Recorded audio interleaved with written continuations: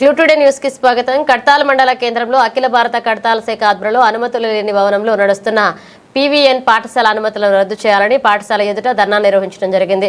MEO నిర్మలన చరవాణి ద్వారా సంప్రదించి సమస్య వివరించిన తక్షణమే స్పందించి అసౌకర్యంగా అనుమతి లేని భవనంలో పీవీఎన్ పాఠశాలను రద్దు చేయడం జరిగింది.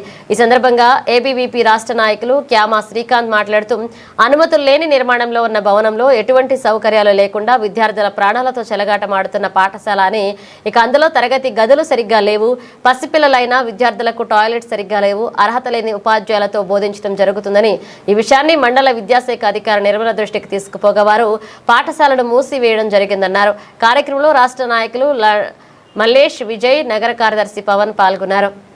కేవలం వ్యాపారం కోసమే ఈ స్కూల్ ని రన్ చేయడం జరుగుతుంది. అనుమతి లేని బిల్డింగ్ లో నడిపిస్తున్నారు కాబట్టి నేడు ఎంఈఓ సమక్షంలో ఈ స్కూల్ ని ముగించడం జరిగిందని మేము తెలియజేస్తున్నాము. ఇది ఏబీవీపీ యొక్క విజయం అని మేము తెలియజేస్తున్నాము. ఏబీవీపీ నామ్స్ ప్రకారం ఉండాల్సిన ఫెసిలిటీస్ అయితే ఇక్కడ లేవు. బిల్డింగ్ అనేది ఇంతకు ముందు ఉన్న బిల్డింగ్ లో పర్మిషన్ తీసుకున్నారు, ఇప్పుడు ఇక్కడ పర్మిషన్ తీసుకోలేదు కాబట్టి ఈ స్కూల్ ని క్లోజ్ చేశారు.